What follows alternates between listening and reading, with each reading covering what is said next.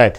ఇక డీటెయిల్ చూస్తే శ్రీశైలం అటవీ ప్రాంతంలో విధి నిర్వహణలో ఉన్న అటవీ శాఖ ఉద్యోగులతో ఘర్షణకు దిగి దాడికి పాల్పడ్డ ఘటన గురించి ఉన్నతాధికారులు వివరించినట్లు డిప్యూటీ సీఎం పవన్ కళ్యాణ్ తెలిపారు.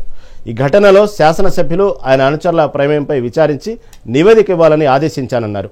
బాధ్యులపై నిబంధనల ప్రకారం కేసులు నమోదు చేయాలని స్పష్టం చేశారు. చట్టాలను అతిక్రమించి క్రిమినల్ చర్యలకు పాల్పడితే ఏ స్థాయిలో ఉన్నవారినైనా ఉపేక్షించకూడదని అన్నారు.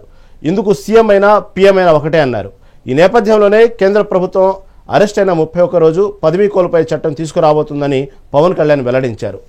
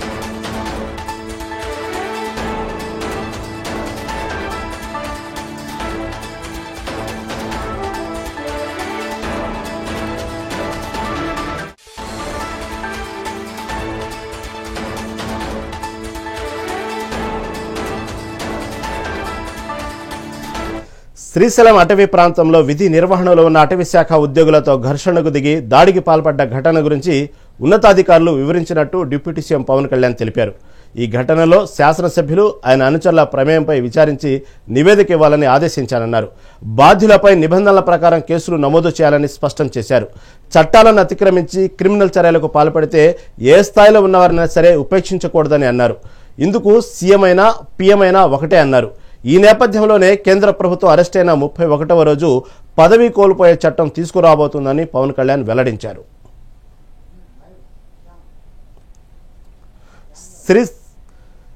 శ్రీశైలం అటవీ ప్రాంతంలో విధి నిర్వహణలో ఉన్న అటవీ శాఖ ఉద్యోగులతో ఘర్షణ దిగి దాడికి పాల్పట్టిన ఘటన గురించి అసలు అక్కడ ఏం జరిగింది, దాని గురించి మరింత సమాచారం మా కరెస్పాండెంట్ శ్యామ్ అందిస్తారు.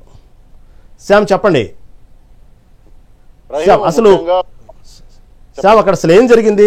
ఎమ్మెల్యే అతని అనుచరులు అటవీ శాఖ అధికారుల మీద ఎందుకు దాడి చేయాల్సిన పరిస్థితి ఎందుకు దాపరించింది? అక్కడ అసలు వాస్తవాలు ఏం జరిగినాయి అక్కడ?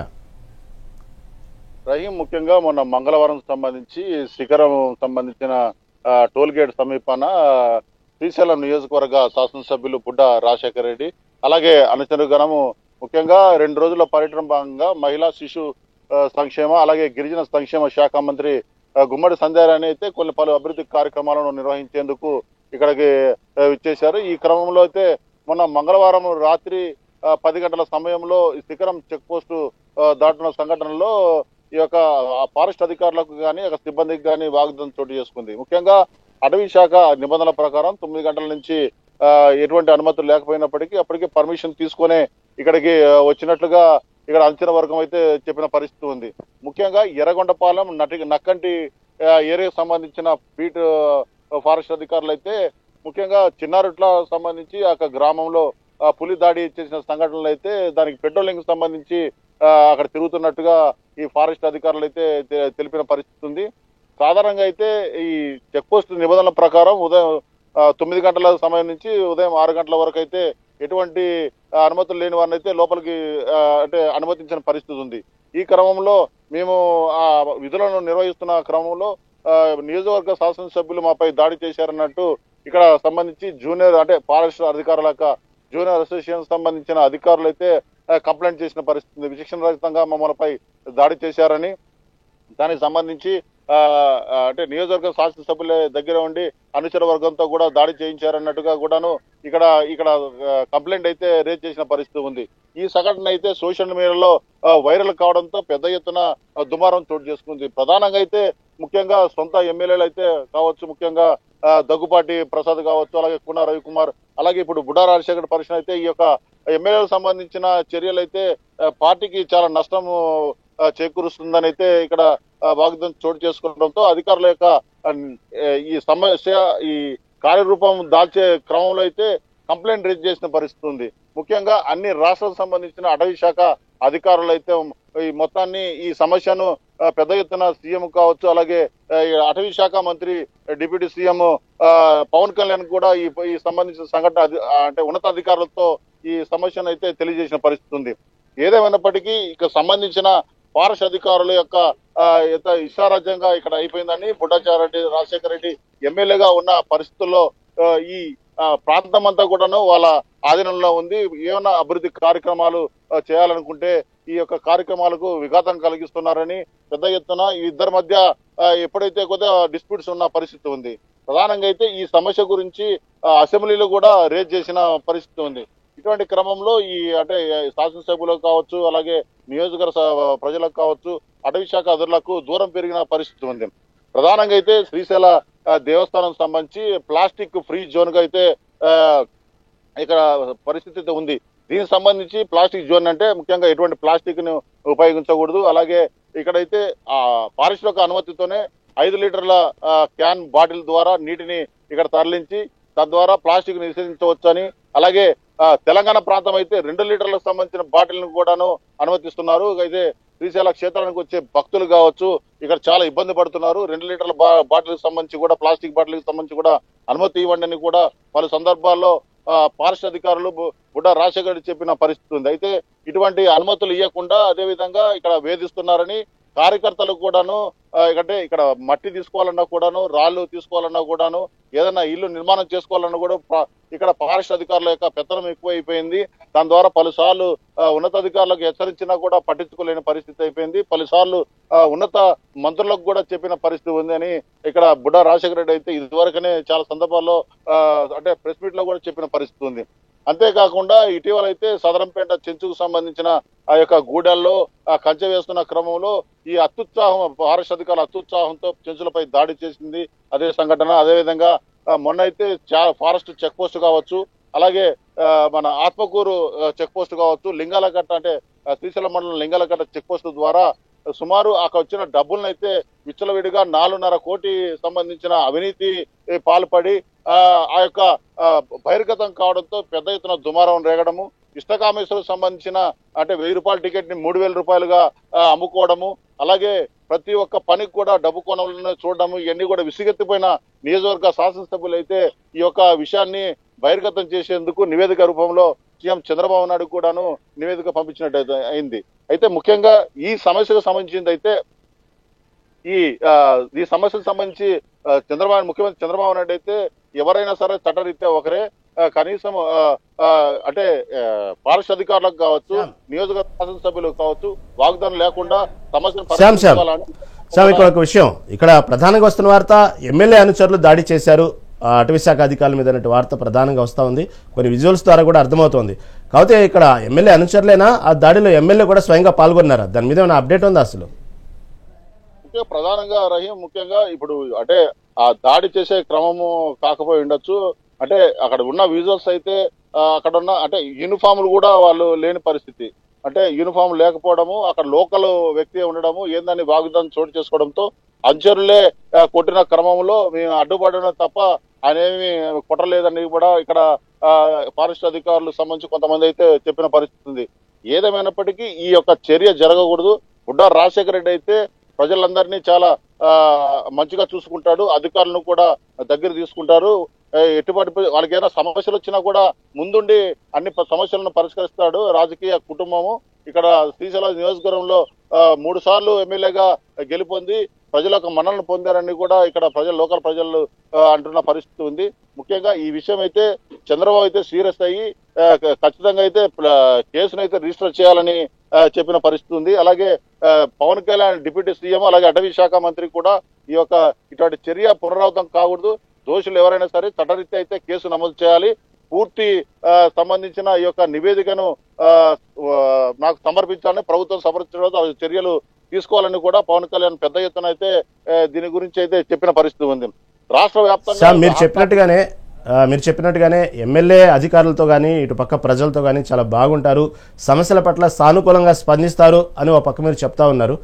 కాబట్టి ఎందుకు వచ్చింది గ్యాప్? ప్రధానంగా ఈ అటవీ శాఖ అధికారులతో అక్కడ ఉన్నట్టు శాసనసభ్యులు బుడ్డా రాజశేఖర రెడ్డి ఎందుకు ఈ గ్యాప్ ఎందుకు వచ్చింది? ప్రధానంగా మేజర్ ఇష్యూ ఏంది అసలు వాళ్ళిద్దరి మధ్యన? ప్రధానంగా ఇక్కడైతే ఈ అటవీ శాఖ సంబంధించి ఇక కోర్ ఏరియా అంటారు, రాజీవ్ రిజర్వ్ ఫారెస్ట్ అంటే పులుల సంరక్షణ కేంద్రం. అంటే దీనికి సంబంధించి ఇక్కడ ఫారెస్ట్ నిబంధనలు కూడా ఎటువంటి ఎంకరేజ్మెంట్ చేయకూడదు.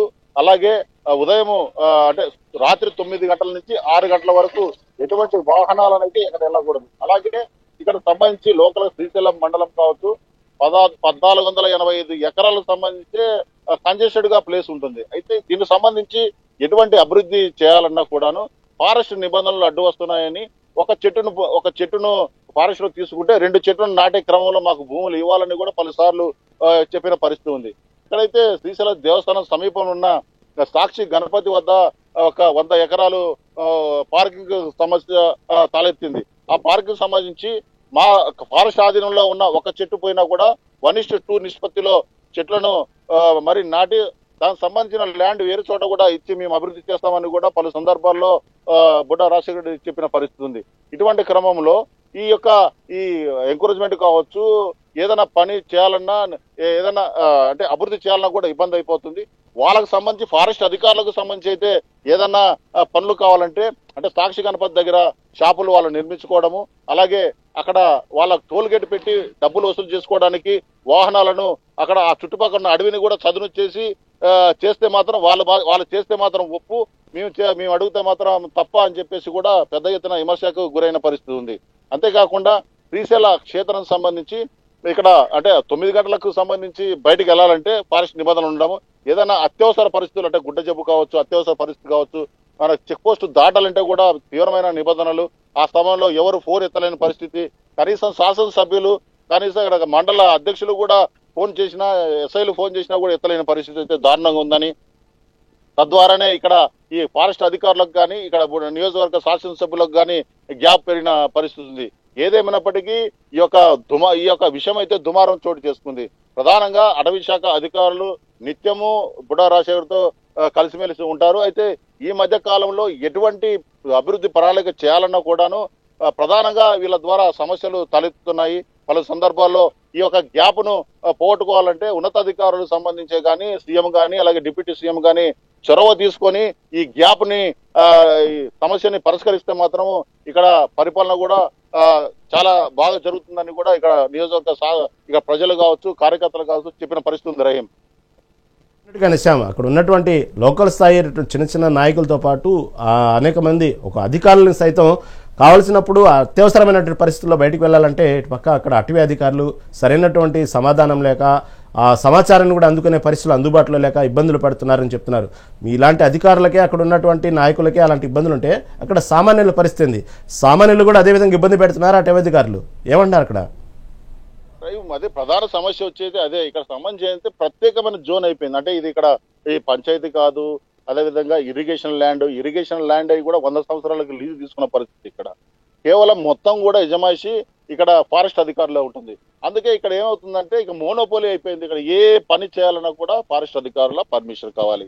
ఈ పర్మిషన్ కావాలంటే ఉన్నత స్థాయి అధికారుల నుంచి మాకు రావాలి. ఇది కోర్ ఏరియా, ఇది పుల్లులు తిరిగే ప్రదేశం, ఇక్కడ ఎటువంటి నిర్మాణాలు చేయకూడదు, పర్మనెంట్ స్ట్రక్చర్ కట్టకూడదనే కఠినమైన ఈ యొక్క ఆంక్షలు ఉండడంతో ఇక్కడ అంటే రాత్రి 9 దాటి ఎవరికైనా గుండె నొప్పి కానీ తర్వాత ఇటువంటి పరిస్థితులు వచ్చినా కూడా ఆ యొక్క గేట్ తెరుచుకోవాలంటే తలగమించిన భారం అవుతుంది.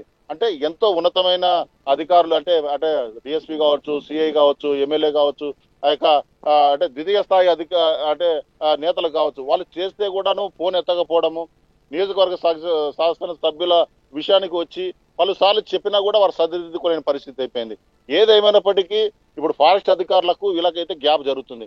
ఏదైనా ఇప్పుడు ఇష్టకామేశ్వర టికెట్ల విషయంలో అయితే ఏదైనా వాళ్ళకు కావాలి, వాళ్ళు వాహనాన్ని దాటించాలంటే ముడుపులు చెల్లించుకోవాలనే ఆ విమర్శలు కూడాను పెద్ద ఎత్తున తలెత్తుతున్నాయి. ఎందుకంటే ఇది టూరిస్ట్ స్పాట్ కావడంతో అంటే నిబంధనలతో చాలా మంది చిన్నారులు అయితే ఇబ్బంది పరిస్థితుల్లో ఉన్నాయి.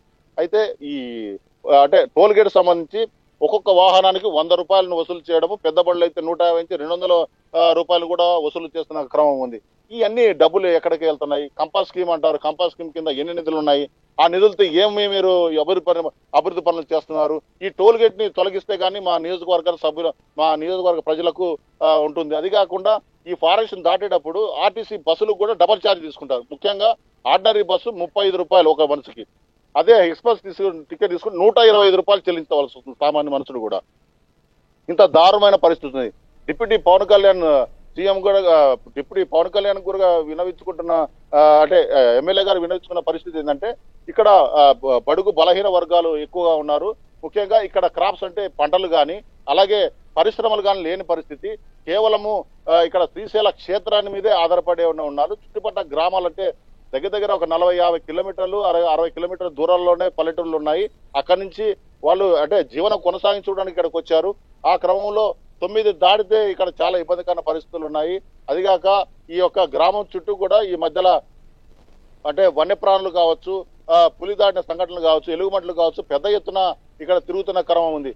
వాటిని వదిలేసి దీనిపైన పడి ప్రజలను ఇబ్బంది పడుతున్న పరిస్థితులు తలెత్తుతున్నాయని ఈ విషయాలపై చాలాసార్లు అటవీ శాఖ అధికారులపై సీరియస్ ఉన్న కారణంగా వాళ్ళు కూడా ఇట్లా మనసులో పెట్టుకున్నారని కూడా ఇక్కడ కార్యకర్తలు కావచ్చు, ద్వితీయ స్థాయి నాయకులు కానీ చెప్తున్న పరిస్థితి. ఇటీవల సీఎం కూడాను ఈ పరిస్థితి వివరించారని, తద్వారానే ఈ మార్కాపూర్కు సంబంధించిన డిఎఫ్ఓ కూడా ఒక అత్యుత్సాహము ప్రదర్శిస్తున్నారు. సంఘటన జరిగిన ప్రాంతంలో అయితే వాళ్ళు అసలు యూనిఫామ్ లో లేరని, సివిల్ డ్రెస్ లో ఉన్నారని, సాధారణంగా లోకల్ సంబంధించిన వ్యక్తి మేము అక్కడ ఏర్పాటు చేసిన వ్యక్తి అక్కడ ఉండడంతో ఆ చనువుతోనే అతనిపై మాట్లాడమే తప్ప ఇంకా వాళ్ళపైన ఉద్దేశపూర్వకంగా అంటే ఆ శ్రీశైలం సుండిపెంట తిప్పి వాళ్ళు కొట్టారనే ఆ యొక్క వాదన మాత్రం తప్పనేసి కూడా ఇక్కడ చెప్తున్న పరిస్థితి ఉంది. Rahim. Right Shyam, right. Thank you for update.